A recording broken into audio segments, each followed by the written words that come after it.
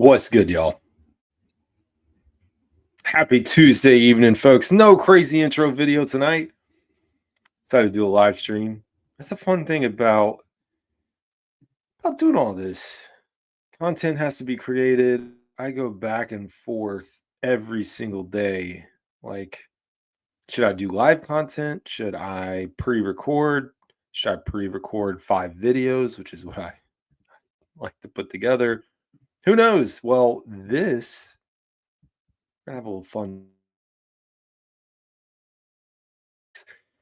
Instead of doing my normal, hey, I'm going to go make a video about blah, blah, blah. It's like, let's just jump on here, jump on the live stream. You know what? With the price that I have to pay to use this stupid service, I'm going to get every penny of it out of, or get every usage out of it that I can. Hold on, I got to get the title. I'll get there. Got to get the image updated, the thumbnail on our YouTube channel. Make sure we're squared away, and then we'll jump right in, folks. First of all, what a disappointing loss for the University of North Carolina. Cannot get anything done. It's a bad year. It is a terrible year for them. All right, let's save this. We got a lot to talk about in a short amount of time. Let's make sure we actually monetize this. Folks, if you are tuned in on X, know that you can subscribe on YouTube. And if you're also on Facebook, take 2 seconds, go over to the YouTube channel, subscribe. It helps me. Like, comment, do all the things that help this show grow. It's been fun, man. I appreciate y'all jumping in on the journey here. 1,600 plus subscribers. College football content coming. That was part of what I was going to talk about tonight. I don't know if I'll get to it. I guess I don't know how many people saw the live stream the other night. We have a lot of things happening, but I say we, it's me. I have a lot of things happening. It's fun. Started out with pure Carolina Panthers content. We have college football content officially coming. I've got a podcast name picked out. So 2 Growls, 1 Roar will remain. As far as the podcast, the content, the effort that I put into the Carolina Panthers content remains the same. We add on college football, primarily the state of North Carolina and South Carolina. So the Palmettos and Pines Pigskin podcast is coming to y'all shortly. Got to figure out the groove with all that, but I started making a bunch of Gamecocks content, and you know what? Bill Belichick was hired, University of North Carolina. So this is a prime opportunity to keep growing. What I don't know is how I'm going to change the channel name, and I know I'm going against all things that are set out in the world of YouTube, how you should do things, but you know what? We're going to do it our way anyways. Have fun with it. Give me a second here. Caleb said, yo, what's going on, y'all? All right, folks. We got to talk about the biggest news tonight. And it has to do with a division rival. And the division rival, Atlanta Falcons. Folks, Michael Penix was drafted. I think everyone outside of the folks that actually made that selection were shocked. I don't think anyone could have predicted that. You go and you pay Kirk Cousins, whatever it is, over $100 million. He's got a ton of guaranteed money. They're in a bad situation. You know, they hinted at it. I think after the post game, they were non-committal. People felt like this was going to be the time for Kirk Cousins.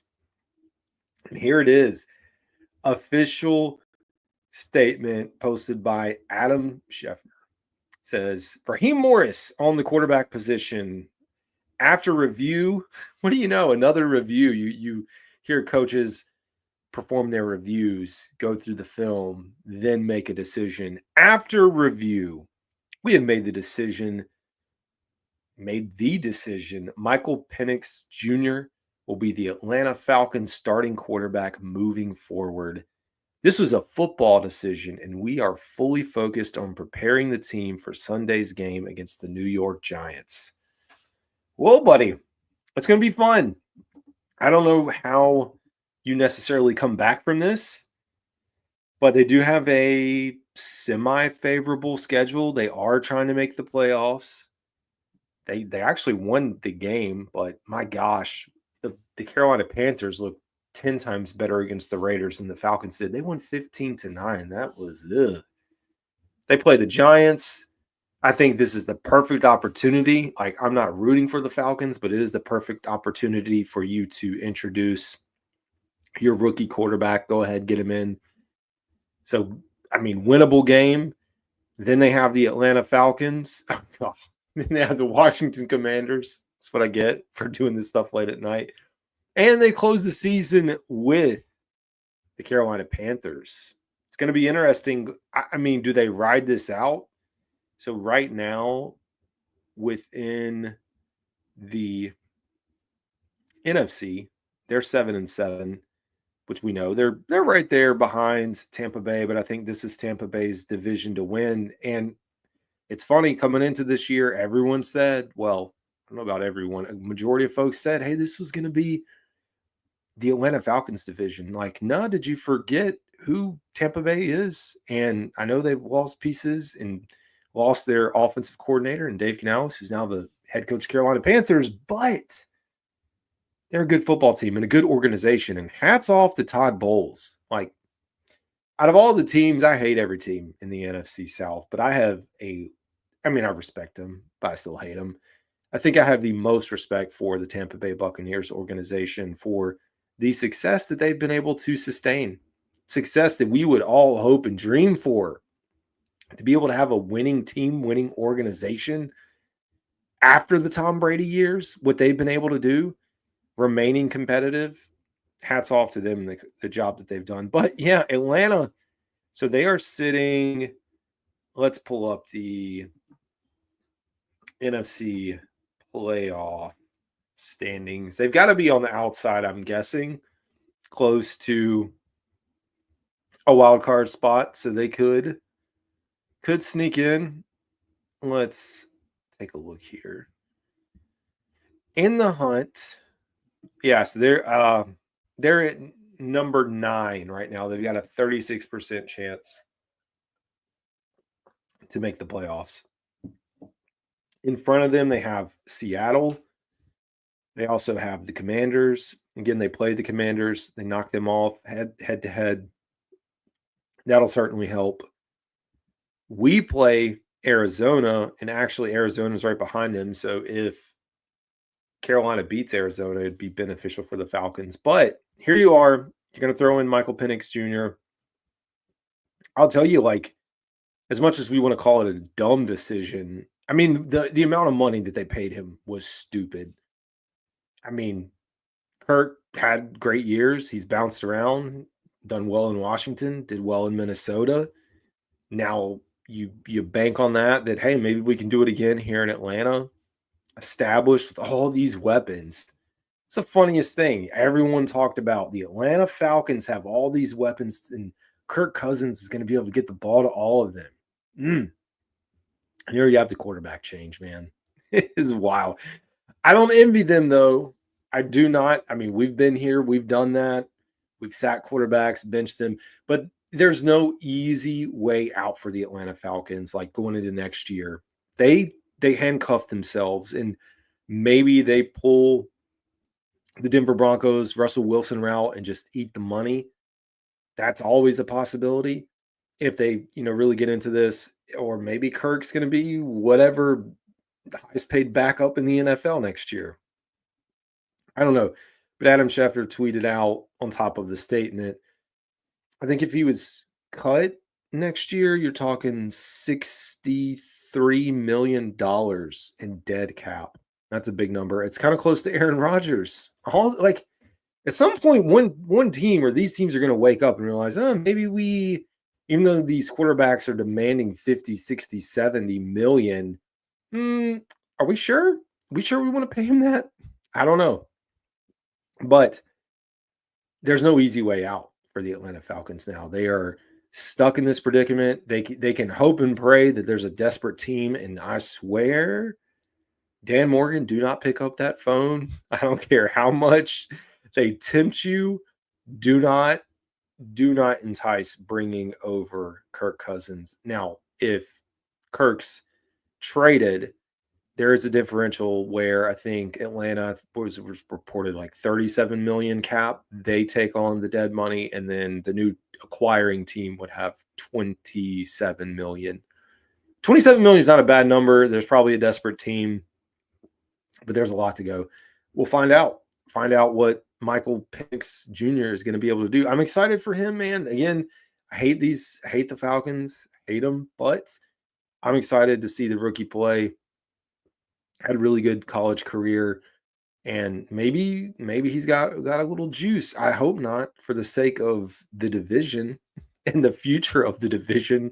I hope he has no juice whatsoever, but never know. Speaking of juice and no juice, we got a problem. Well, fortunately for us, there's only 3 games to go in the season, but the Carolina Panthers linebacking core, it's depleted, folks. I mean, we already know about Shaq. You now have Trevin Wallace and Claudin Cherylus out for the remainder of the year. Both linebackers were placed on IR, different injuries that occurred on Sunday. I mean, we were getting thin. I didn't know who they're going to be pulling in outside linebackers, DB, safety to play linebacker this past week. It was getting rough. It's a tough blow. So now, I mean, you got Josie Jewell and is it, oh my gosh, Radigan? I had him pulled up. It's not a good core here. I should say it's at least not a core with a lot of depth. Jacoby Windman, yeah, and John Radigan. So you have 3 linebackers. Let's go out, because I was looking a little bit earlier here on the practice squad. So you have 3 on the active roster. But if you think about it, you're really down. Josie Jewell's a starter, but Shaq, Trevin, Claudin, you're now down to like a 4th or 5th string linebacker. And I got to tell you, Carolina Panthers defense, I don't know how much they can afford to go down this far on the depth chart when our rushing defense is already abysmal as is. On the practice squad now, paired with that, they did sign Dan Chisena, who's a wide receiver, to the active roster. So there you go, another wide receiver. And yeah, like I said, Jacoby Windman. Now, they actually have Jacoby listed as the starter over Radigan on the depth chart on Panthers.com. I don't know if that'll be the case, but that's what they have. On the practice squad, they did not elevate Mike Boone. So I don't know if that's good news for Raheem Blackshear's return. You do have a certain number of standard elevations that you go through before you would actually have to sign them to the active roster. So maybe that's the game that they're playing and banking on Blackshear. I mean, to be honest, this is all meaningless football as we close out the year with 3 games to go. So I don't know. They do not have another inside linebacker on the practice squad. So this is it. Now, maybe we're at the end of the year, folks. So I don't know. I don't know how competitive they're trying to be. I would think they'd want to possibly look at someone through waivers, a free agent, someone you're going to need a little more depth or just a safety net. But on the practice squad now, you have Imani Bailey, who's a running back, Mike Boone, Jatiri Carter, who's a guard, Dominique Daphne, who's a tight end, Kenny Dyson, outside linebacker, Thomas Nkoun, outside linebacker, Trenton Irwin, wide receiver, TJ Luther, wide receiver, Jordan Matthews, tight end, Praise Olatoke, wide receiver, Jack Plummer, your quarterback, Andrew Rames, center, TJ Smith, defensive tackle, Brandon Walton, offensive tackle, and Deshaun Williams, defensive tackle. And hey, this week, guess what? Speaking of transactions, Jamie Robinson who was cut by the Panthers a few days ago, officially waived and cut two different things based off of your tenure. So he was waived, picked up off of waivers by the Arizona Cardinals. And who are the Carolina Panthers playing this week? Oh, yeah, the Arizona Cardinals. It's a little weird.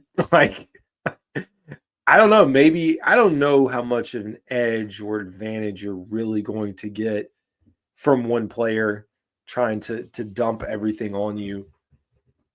And like, do the Cardinals really need that much of an advantage?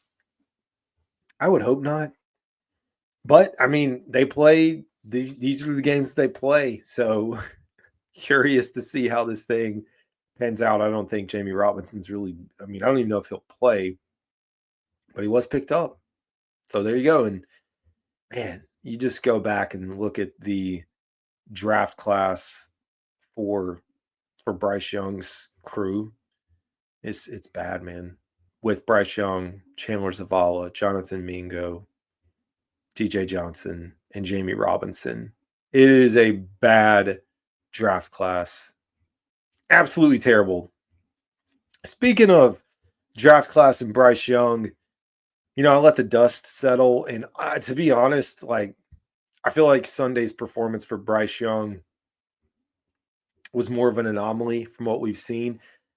That doesn't mean, the coast is clear that he's set up to be the quarterback of the future.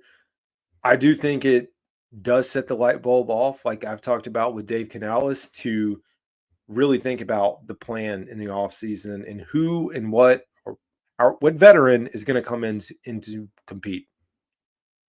And I think it does open the door for someone. And I do think it's going to be a real competition. But Bryce Young, as we've talked about, like, he can make a case for himself with his performance over these next 3 games, seeing how he rebounds. Hopefully this doesn't turn into a thing.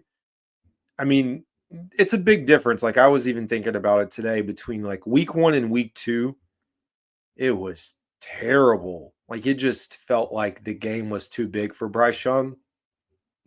When you go back to Sunday, man, the fumbles, like the initial fumble, I mean, I keep talking about it, but like, he's just got to have ball security there. You can't go down and have a peanut punch, knock it out. The other fumble, I mean, it was a great play. He evades the pressure, gets stripped. Gotta protect the ball. First interception, bad read on his part, good play on the defense. And then the last one was a little concerning. I mean, the game didn't matter, but he did not have the arm strength. He did not step into the throw. That one concerns me the most. But you go back and look, and I put it together last night. An overview of, and actually I'll pull it up here. No reason to do all this work and then not share the work with you. So give me 1 second. I'm also going to try and pull up one other thing. I have the microphone right on the keyboard, so I can't really maneuver. No, I don't know where I saved. I'm going to try to switch this. Well, I can't find that, but I can find the image, which will do.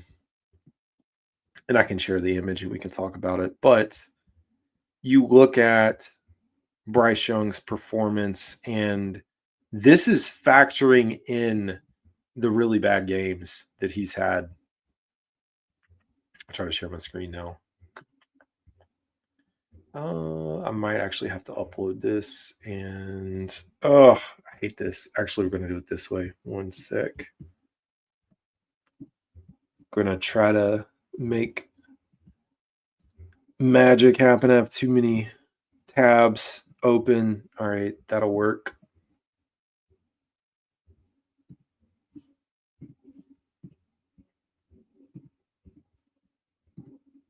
We're getting there. All right. So I put this together. This is Bryce Young in 2024 compared to last year. And This is including the first 2 games. I wish I had the spreadsheet. I don't know where I saved it. That's what I get. I wish I had the spreadsheet of the last 5 or 6 starts, because the numbers and there are even more inflated than what we have in 2023. But even including those first 2 games, which are terrible, and like 80 something passing yards against the Chargers, 193 yards per game. The touchdown to interception ratio, I'm not as worried. Like that stayed close to the same, but he's also started less games, less snaps than in 23. Like, this is the full body of work. He still has 3 games to go. He can increase that. I think at least 1 or 2 of the interceptions. I know one specifically, the Xavier Legette one earlier in the year, where the ball was stripped away. That, to me, like, I mean, you can't do anything about that. So I'm not too concerned over that one. I also think about the drops in the end zone, near the red zone, that could have possibly been touchdowns to help him out a little bit more. So I'm not as concerned with his touchdown to interception ratio. Completion percentage could be better, even with drops. I know that there's been a lot of drops, like we just said, in the red zone, in the end zone. But at the same time, I feel like his decision making is a little bit better this year. Not a little bit better, at least over the last 6 games, it's been better. Last year, it felt like he was deer in headlights at some point and just having to drop back, throw the ball away. This year, it seems to be understanding the defense is a little bit better, and especially, like we said, over the last 5 or 6. 5.9 yards per attempt. It does not do him justice over the last 5 or 6, again, because we are seeing him push the ball down the field. Now, he did not push the ball down the field this past week. You go back and look at his next gen stats passing chart, which, you know what? Let's pull it up. We got internet for a reason. It's here to help us. So we'll pull up his next gen passing chart here, going back to his performance. We'll share this. But his yards per attempt, this was last week. So he was 19 to 28, 219. Didn't really push it down the field, though. You do have the one touchdown, really good throw. I mean, he was wide open there. The 2 interceptions here. But almost all of his passes, minus 1, 2, 3, 4, 5, 6. 6 of his passes stayed within 10 yards of the line of scrimmage. You can see it spread out. Most of them in the 5-yard range. So not his best performance. I mean, Panthers got away because of the Bryce turnovers. They got away from the run, resulted in dropping back the pass a lot and pressure getting to them. I mean, we played right into their hands, as Michael Parsons called out. But you take a look at that compared to some of his other charts, and I guess we can cycle through this. Oops, I just did that one. Make sure. Oh, I do not want to do that. Why are we? I don't want to look at Desmond Ridder. I don't know why this is not actually all of his charts. I guess I'll click in this way. You can see here, week before against Philadelphia, 19 to 34, 191, 1-1. But he did take a lot more shots downfield. And that's a big improvement, especially if we go back to week 1. He did take some, but this week 2 chart, 84 yards. I mean, I think you can see significant improvement across the board. From 161, 0, and 2, 84 yards, no touchdowns, 1 interception, 18 to 26. And then once he came back in against Denver, 224, 171. The Giants game was another game where we know he didn't throw a lot, but feels like coming out of there, I think the Saints was probably the first time, but even coming out of that, we're starting to see him be able to open it up a little bit more. So it's good. I'll stop sharing that. Yeah, but anyways, 3 games to go. A lot for Bryce Young to prove. I think, I think there's a lot of the fan base that is ready to move on now. I just don't think it's going to happen. I think you look at this offseason as a chance to build up the defense. Then you're really given, and hopefully add another decent wide receiver, a few more skill pieces for Bryce. And from there, see what he can do. And if it doesn't work, guess what? That following year is when you could, if you want, go ahead and move on, draft your next quarterback and go from there. So anyways, folks, I think that's going to do it for tonight. I was going to dive into college football, but I'm actually exhausted now, and it's 11 our time. So going to wrap up shop, but appreciate y'all tuning in as always. It's Carolina Dad. Y'all have a